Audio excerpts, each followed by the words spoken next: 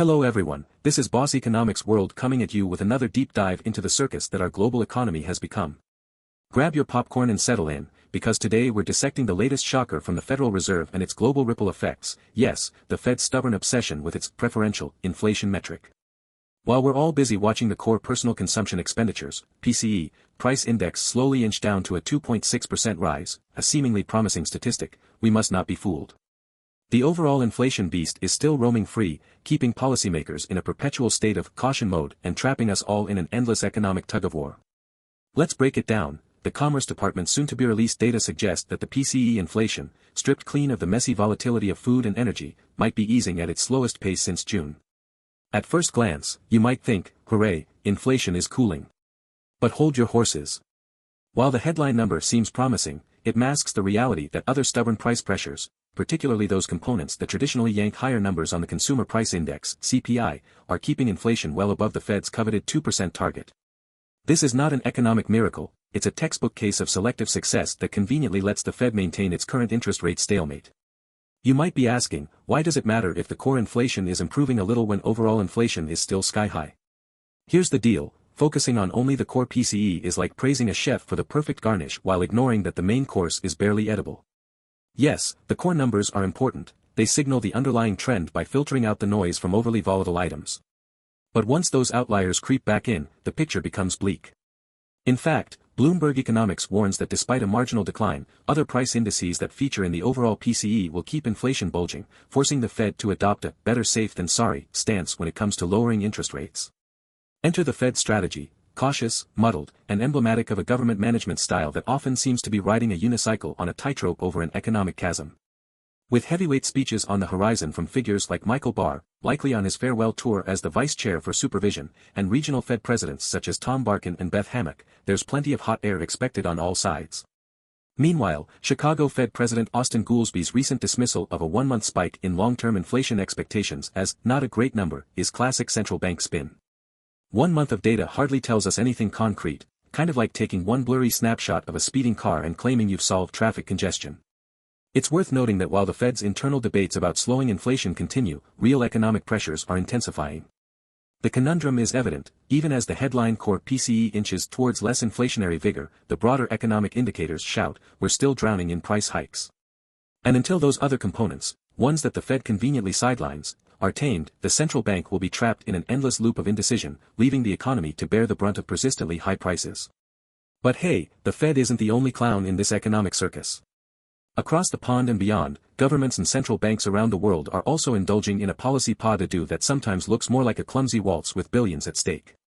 President Donald Trump in his second term is poised to hound the Commerce Department when the Goods Trade Balance Report reveals a record widening in December, a stat that raises more eyebrows than optimism. Meanwhile, looming trade wars, especially the titanic tariff tussle with China, and policy decisions from Elon Musk's government size reduction crusade are making investors sweat bullets. Take Canada, for instance, despite aggressive rate cuts that have momentarily revved up GDP, business investment is expected to fizzle out as trade tensions intensify. Meanwhile, Germany's recent election results, spotlighting the pro-business CDU/CSU bloc, have injected a fresh wave of uncertainty regarding fiscal discipline, notably the contentious debt brake policy. Bundesbank President Joachim Nagel is under intense scrutiny, and as he gears up to present his annual report, questions abound regarding how long Germany will remain shackled by its own fiscal strictures while trying to rein in inflation. In Australia, we're freshly acquainted with the Reserve Bank's first rate cut since 2020. But wait, consumer inflation data due in January hint that price gains might be revving up slightly for the third consecutive month. This conundrum exemplifies the policy dilemma. Central banks must juggle the twin imperatives of propping up demand while fighting inflation, a task that often seems as contradictory as tea being both hot and cold at the same time. The story extends further into Asia. South Korea's central bank is at a crossroads. While many economists predict a resumption of the rate cut cycle to stimulate domestic demand and preempt tariffs' impact on exports, Governor Ri Chang-yong's recent remarks introduced a healthy dose of uncertainty. In neighboring Thailand, expectations lean toward a slight cut later this year after holding its benchmark steady, highlighting the delicate balance in managing inflation without suffocating growth. And then there's Japan, where Tokyo's CPI data might reveal that inflation remains stubbornly high, contradicting hopes for a soft landing that has been promoted time and again. Meanwhile, Singapore's core CPI appears to be moderating, yet at 1.5%, its slow pace reinforces the global theme. While some sectors enjoy fleeting reprieves, the broader economic malaise persists. Over in China, preliminary PMI data for February could turn out to be the canary in the coal mine. Bloomberg Economics expects that despite a post-holiday dip, manufacturing activity will not rebound robustly enough, thereby bolstering arguments for more aggressive policy support. And if that isn't enough to stir the pot, Taiwan and the Philippines are set to release GDP and trade data that might further underscore the fragility of global recovery. Let's not forget our European friends, where electoral outcomes and central bank policies are inextricably linked. Following Germany's snap elections, the market is abuzz with debates on the future of fiscal policy, particularly the controversial debt brake. With Bundesbank President Nagel ready to offer his 2 cents, and possibly some spicy commentary on ECB's future decisions, the stage is set for another round of policy contortions in the Eurozone. ECB Governing Council member José Luis Escriva's call for cautious monetary policy resonates deeply, given the extraordinary uncertainty plaguing the region. Economic data from Germany, France, Spain, and Italy in the upcoming days will be scrutinized for signs of moderation or aggravation. The interplay of political forces and external shocks, from Brexit's reverberations to new strains in US-EU relations, adds layers of complexity to what might otherwise be straightforward inflation figures. And while stakeholders hope for a steady hand from the ECB, the cautious tone suggests that, for now, the era of decisive policy shifts might remain on hold. In the United Kingdom, the Bank of England is not immune to these anxieties. With several speeches lined up from key policymakers like Deputy Governors Claire Lombardelli and Dave Ramsden, concerns persist that the UK might be caught between the rock of high inflation and the hard place of sluggish economic growth. Investors are particularly wary of potential fallout as the UK grapples with the multifaceted challenges posed by post-Brexit economic adjustments and global supply chain disruptions. South Africa, on the other hand, is experiencing its own inflation drama. With inflation possibly accelerating to 3.2% in January, the nation faces the dual challenge of capturing accurate financial statistics, after a delayed data release to double-check its CPI methodology, and managing a tight labor market that has begun to show cracks.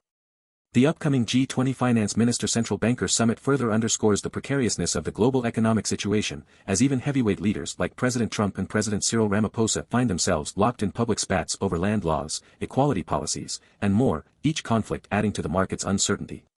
In Latin America, economic signals are mixed, often dramatically so. Mexico's mid-month consumer prices report is poised to deliver either a jolt or a sigh of relief. While the consensus points to a potential 30 basis point jump, the core inflation might not budge much, keeping it within the central bank's tolerance range even as it overshoots the target.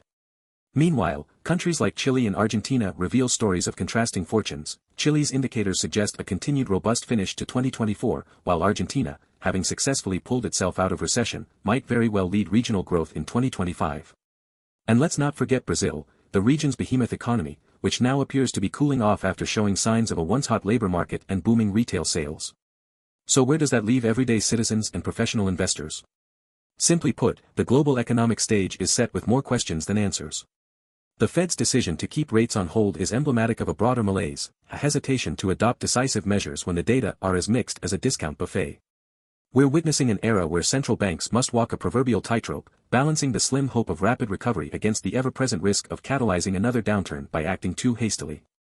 For the professionals among you, this weathered mix of inflation numbers, conflicting monetary signals, and politicized economic data means that risk management has never been more challenging. The challenge isn't simply forecasting the next headline figure, it's navigating a labyrinth of interdependent global factors. The latest surveys and economic models, including those from Bloomberg Economics and the Commerce Department, underscore the fact that while some indices appear to move in one direction, others are firmly dragging the economy in the opposite one.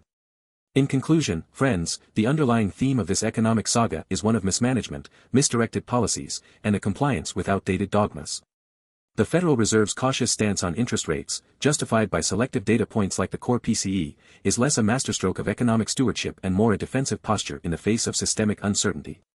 This is not merely a technical debate for the ivory towers of finance, it's a matter that affects consumer purchasing power, business investment, and overall economic stability. As we look ahead, with a parade of speeches, reports, and central bank decisions looming on the horizon, the onus is on us, the critical public and industry professionals, to keep questioning, keep analyzing, and not be lulled into complacency by selectively positive numbers. The next set of data releases, from Germany's IFO report to Australia's rate cut aftermath, from Japan's stubborn inflation metrics to the G20 summit's geopolitical theatrics, will provide further fodder for debate but are unlikely to signal any dramatic turnaround. Let this serve as a clarion call for all of us, while policymakers may continue their cautious dance, driven by a desire to avoid immediate risk at the expense of long-term stability, we must hold them accountable for the choices that saddle us all with a legacy of economic uncertainty. Until then, stay alert, stay informed, and never stop questioning the narrative that too conveniently places narrow indicators on a pedestal while the broader picture remains in shambles. This is Boss Economics World, signing off with one clear message: beneath every seemingly positive economic headline, there lies a deeper, often darker truth that reveals all too well how government mismanagement is keeping our global economy trapped in a repetitive, self-defeating cycle. Until next time, keep your eyes open, your minds critical, and remember, the numbers never lie, but the way they're presented often does.